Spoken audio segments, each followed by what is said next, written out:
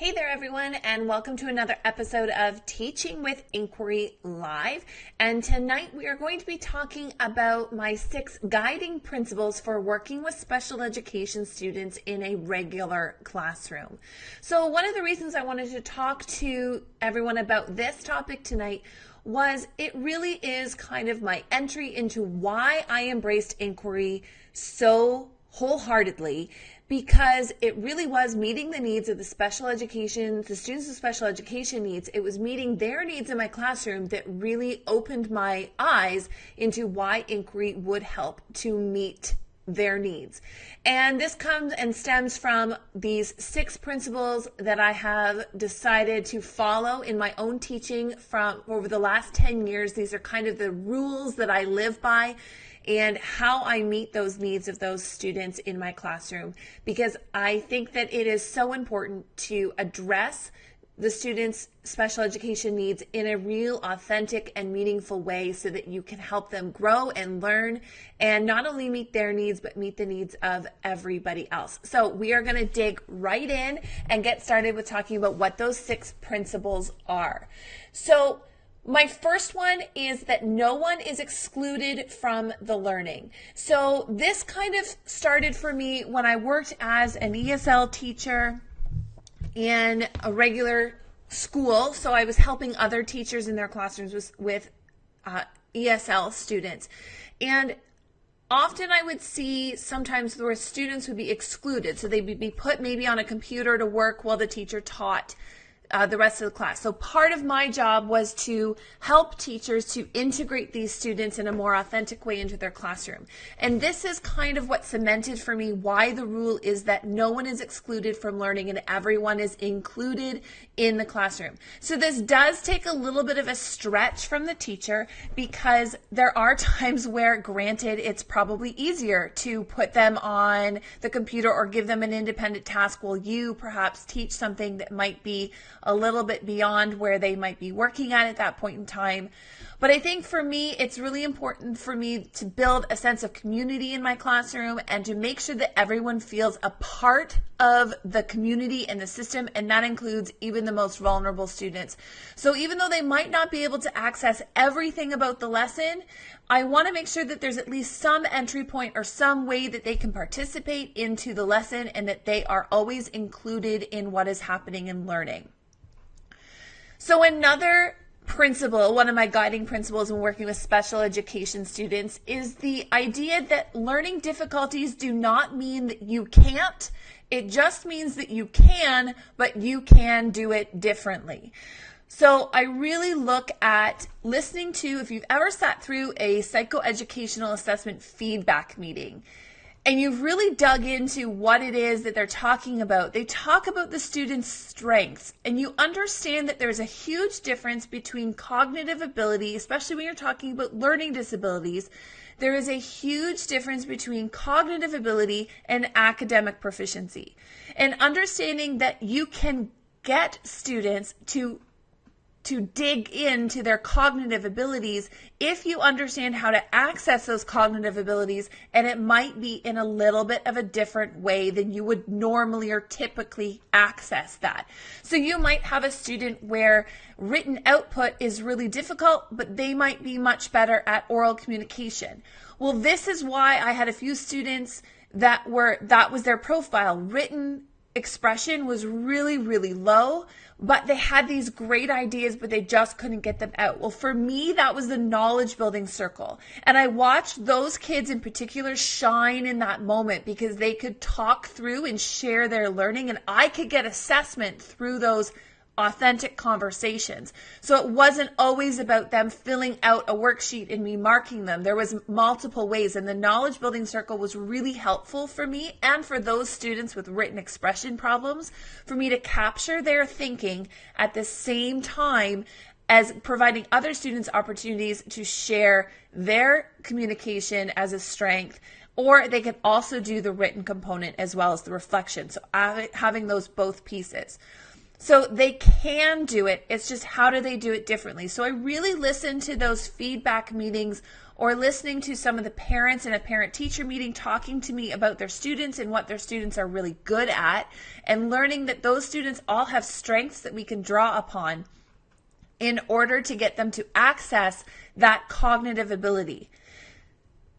And understanding that most students are capable. Now, there are definitely students that are going to struggle because their cognitive abilities might be matching where their academic output is, and that's a different set of situations. Tonight, I'm really talking more about those students we're looking at learning disabilities, where there is that discrepancy between cognitive abilities and academic success. The third principle that I work with is students working on different learning expectations are hidden in plain sight. Now, this is one that kind of tugs at my heartstrings. And this is because I can remember in grade school, I know exactly who the students were in my class that were not working at grade level. Because the teacher would often say something like, okay, everyone, turn to page 67 in your math textbook. And then the teacher would walk over to Josh and she would hand him the grade 2 textbook. And everybody knew in that class that Josh was not working. He couldn't handle what the rest of us were. And Josh was relentlessly picked on because he was the person that was getting the stuff that was work. And he didn't feel confident, and he often had behavioral issues in the class. He didn't want to do it. He was, your class clown acting up. And then when I saw those same kids that reminded me of him as I started teaching, I remembered how I noticed that he was doing something different, and then he was really resistant to it. So for me as a teacher, it was my goal every single day to make sure that those students who are identified and might be working below grade level is that I could somehow figure out a way to hide them in plain sight. So that yes, they could be doing different tasks and they could be working at expectations that were below grade level, but that they were able to do that, and not necessarily that everybody around them, it was so obvious that that was happening. So some of the ways that I've been able to do that in my classroom, now it's obvious probably to a teacher that's coming in that there might be kids just because of our experience, but I don't necessarily want the other kids to always know that there are students working at different levels. So one of the things I use is just mass confusion. And this is kind of the strategy where you look at that phrase, differentiation is good for some, is good for all, but necessary for some. So if I know that there's students that need to be working at different tasks, if all of my students get to choose the kind of tasks that they're working on, particularly say in writing, then the majority of the class just expects that everybody in the room is going to be doing something slightly different. So they might not recognize that, student A over here might be having a extremely scaffolded writing story versus student B over here might not get that scaffolded support because they don't need it. But everyone's writing a story, and everyone's approach to writing a story might look slightly different and be a bit more tailored.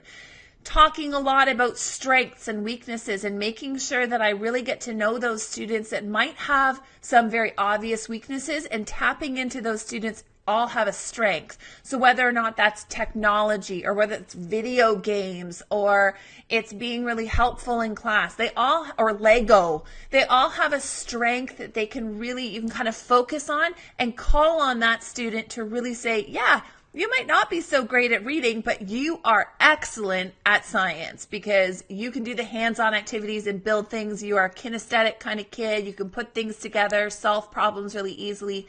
So focusing on their strengths to help compensate for some of their areas of need is also a way that you can kind of mass confuse your students to understand that some kids all have strengths and some kids all have needs. And having that dialogue with even your smartest students, the ones that are, your shining stars that do everything right, understanding that they too also have goals and that everybody in your class is working on something. That kind of conversation puts into the growth mindset and focusing on goals and moving kids forward.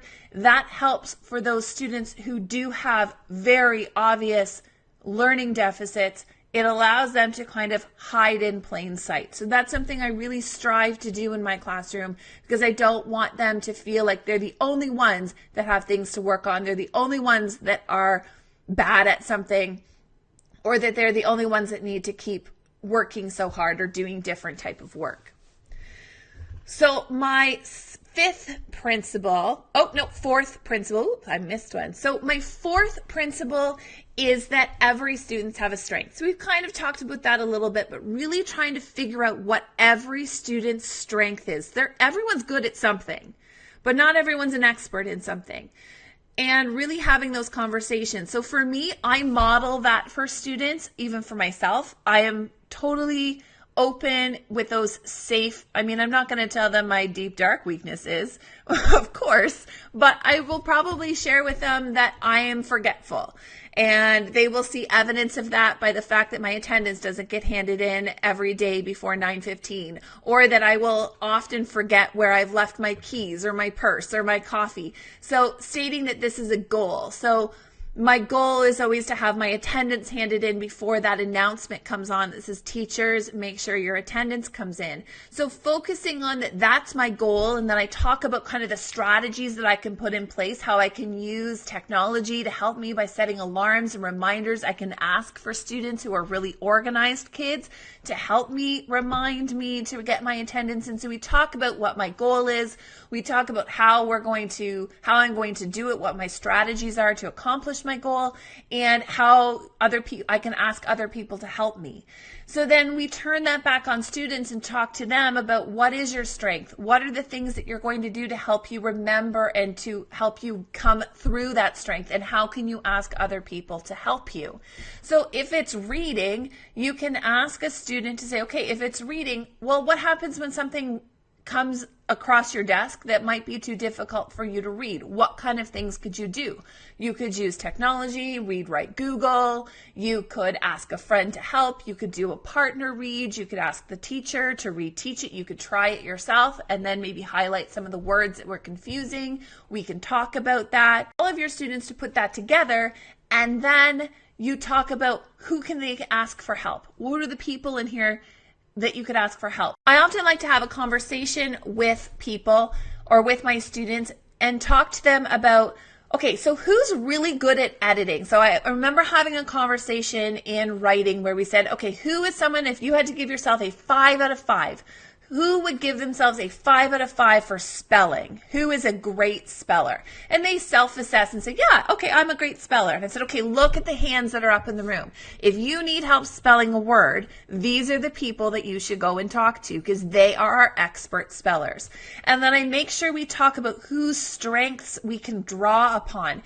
Who's someone who's really good. I had one student who was so great at using descriptive writing in her writing. So if that was a goal for somebody, I knew, okay, I want you to go and read this person's writing because she's really good at descriptive writing. So you can read her writing and see how she does it. So learning what your students' strengths are and then building upon them, and making sure that you focus on that for your special education students, that there is a strength that they have that other people can go to them for. So they feel really validated, that they have something that they can shine in, because everybody wants to have a place and a purpose. So really finding what their strength is and helping to build upon that, but also integrating that into the entire class conversation, because it's good for all, but it is necessary for some. Another thing that I do, another principle I have, the fifth principle that I follow when working with special education students, is that students with special education needs don't get a free pass from working hard. So that IEP that is created isn't all of a sudden a free pass to just kind of sit back, take it easy, and get all the easy work.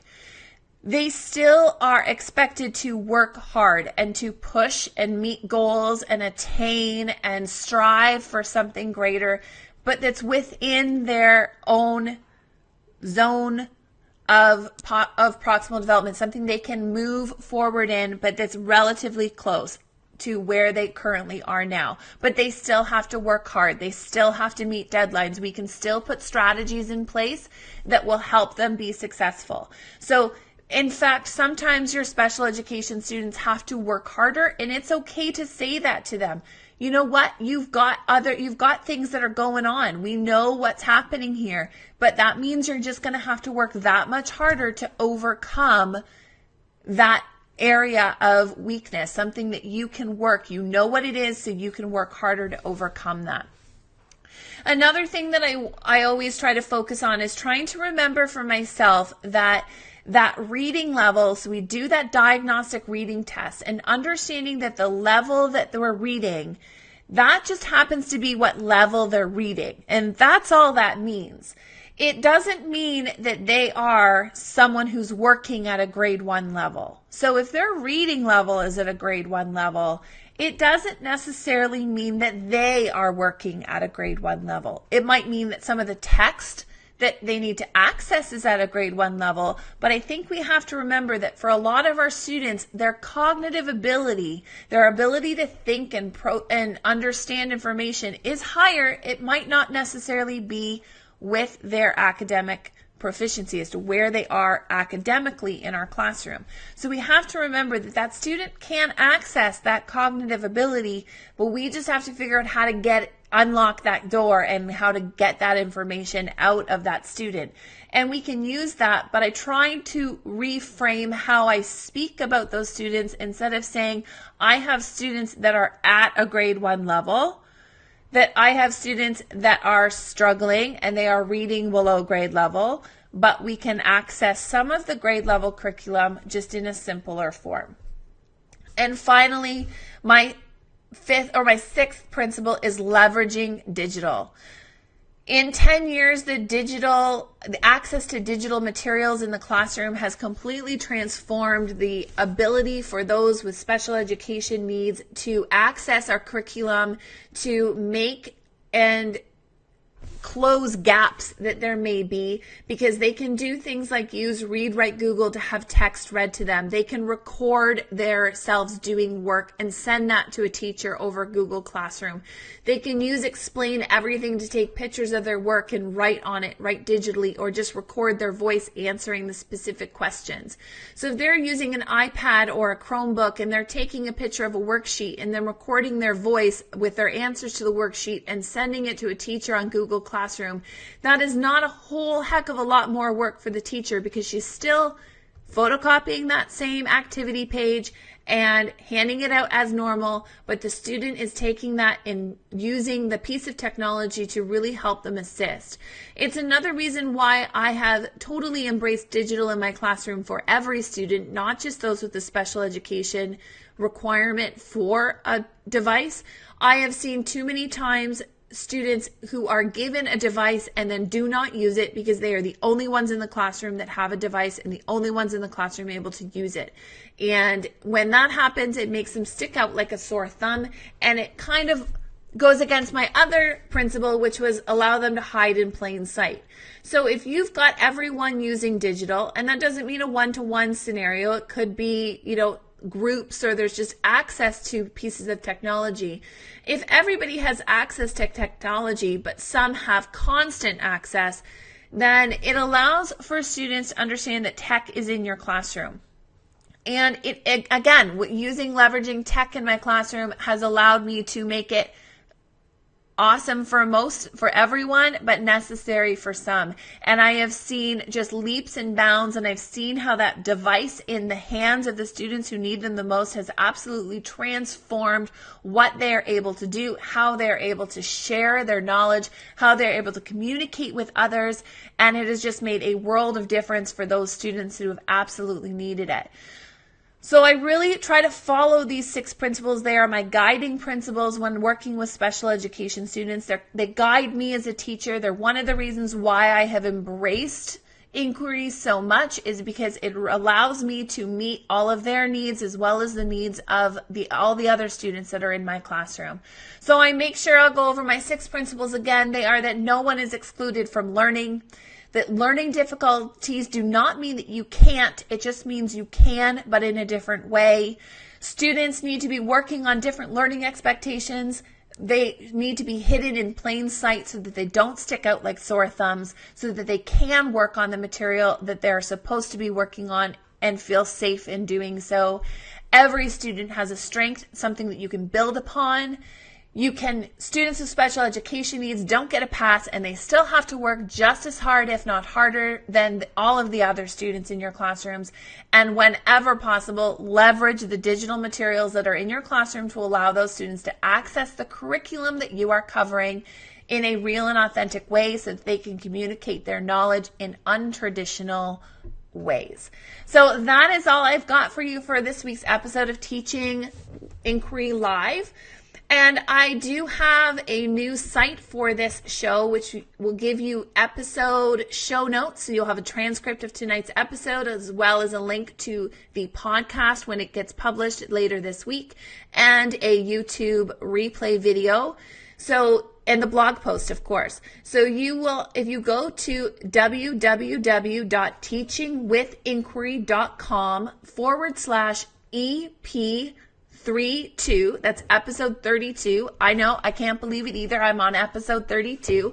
So if you go to www.teachingwithinquiry.com/EP32, you will get all of the links for tonight's show, including replay links, transcripts, blog posts, and the replay podcast link, so that you can take this show with you on the go, and you can have it with you and any of the other things. Also, special note for all of the content upgrades that we have talked about. So anytime I've had a cheat sheet or a slide deck, especially last week's slide deck on all of the different teaching strategies, those are now included in the inquiry library. So I have a library of all of our topics that we've covered, all of the resources that I've covered in Teaching with Inquiry's live shows. They're all included in that library, and you can also access that through www.teachingwithinquiry.com or through my Madly Learning website as well. So I'm hoping that makes everything accessible and easy for you to access.